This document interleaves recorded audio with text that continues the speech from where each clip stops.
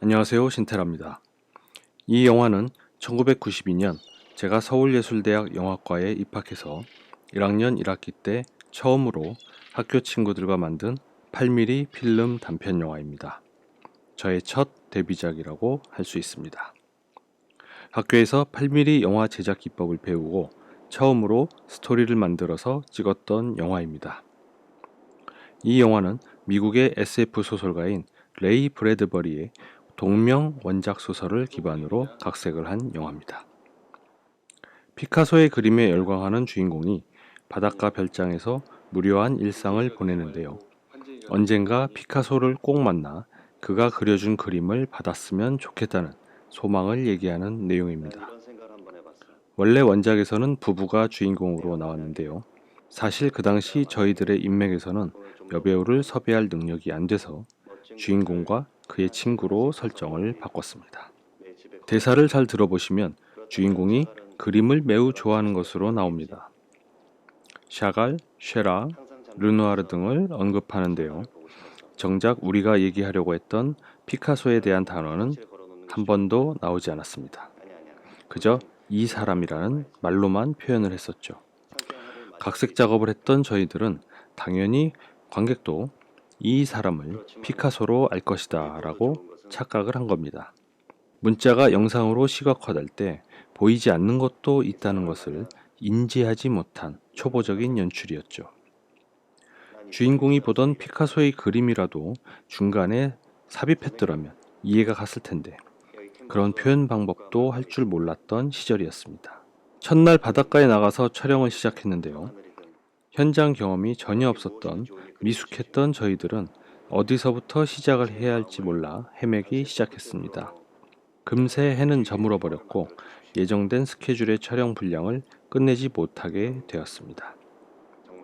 숙소로 돌아와 고민과 걱정 속에 잠이 들어서 그랬는지 새벽에 갑자기 눈이 떠졌고 잠에서 깨어나니 초조함과 긴장감이 더 밀려들었습니다. 이렇게 포기할 수는 없다는 생각이 들었습니다.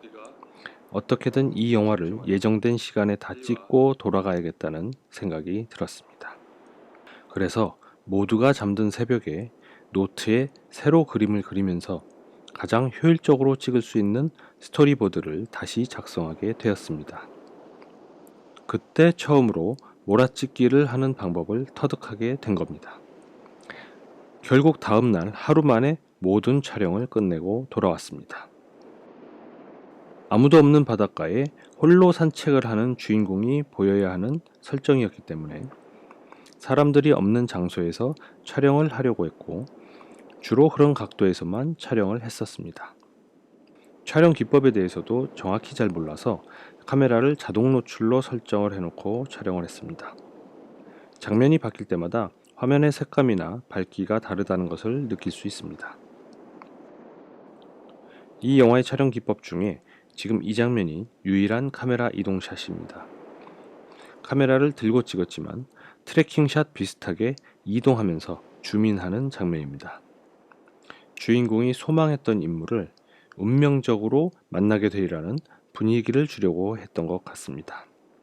처음으로 카메라의 이동샷을 실현해본 그런 장면이었습니다. 나머지 장면들은 정지된 장면이거나 줌인, 줌아웃 정도였죠. 여기서 그림을 그리는 친구가 소설 속에서는 피카소로 등장하는 인물입니다. 주인공이 산책을 하다가 우연히 해변의 모래바닥에 희한한 그림을 그리는 사람을 발견했는데 그가 피카소였는지 처음엔 모르다가 그림이 완성되어 가는 것을 보면서 비로소 눈치채게 된다는 장면입니다. 결국 주인공은 그림이 파도에 지워지기 전에 사진을 찍어 간직해야겠다는 마음을 품고 별장으로 달려가게 됩니다. 하지만 어느덧 해가 지기 시작하고 다시 돌아가면 이미 늦었다는 것을 깨닫게 되는 겁니다. 주인공이 본 그림은 파도와 함께 쓸려가고 유일하게 그의 마음속에 남게 된다는 내용입니다. 세월이 흘러 첫 영화를 이제 와서 다시 보니까 상당히 촌스러운 면들이 많이 보입니다. 그 당시 배경이라든가 옷 입은 스타일, 게다가 영화 스타일까지 다 촌스러워 보인다는 생각이 드네요. 당시에는 동시 녹음을 하기 어려웠던 시절이라 학교 녹음실에서 편집된 필름을 영사기로 재생하면서 대사와 효과음을 필름의 가장자리에 붙어 있는 마그네틱 테이프에 녹음을 했었습니다. 중간에 틀리면 처음부터 다시 녹음을 했었고요. 음질도 별로 좋지 않았습니다. 게다가 배우가 대사를 하는 입모양을 맞추는 게 쉽지가 않아서 화면과 소리가 따로 노는 건 다반사였습니다. 90년대만 해도 영화학도들에게 유행했던 경향이 소위 예술영화라고 하는 그런 느낌이 나는 영화를 많이 만들어 보려고 했고 보려고 했던 기억이 납니다. 사실 저는 어릴 적부터 열광하며 봐왔던 상업 오락 영화만 알고 그런 류의 영화를 만들고자 관심을 두고 있었죠. 예술 영화라는 개념을 모르고 대학에 들어왔는데 분위기 자체가 예술 영화를 만드는 분위기로 흐르고 있었습니다.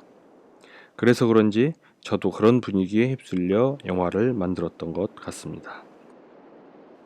사실 영화를 만들면서도 그냥 그림이 좀 멋있게 나온다던가 내용을 알 듯 모를 듯한 그런 느낌의 대사들로 구성을 했었습니다. 연기 스타일도 상당히 정적이거나 무거운 분위기로 표현을 했었고요. 그 당시엔 그렇게 보여주는 게 맞는 표현 기법이라는 생각을 했던 것 같습니다. 이 영화는 나름 수미상관의 기법으로 표현하고자 했습니다.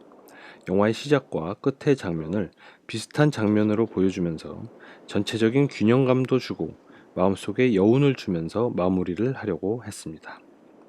영화 속의 주인공처럼 저도 첫 영화를 통해 많은 깨달음을 얻었던 것 같습니다.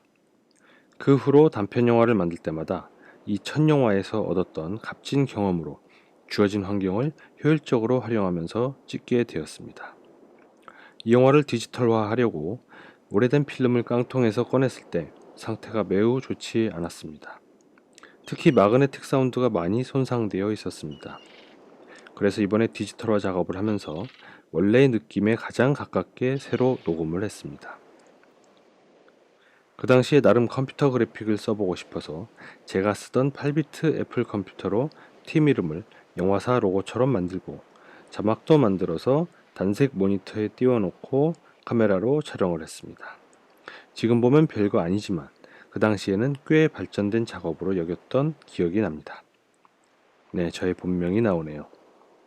부족한 저의 첫 영화지만 봐주셔서 감사합니다.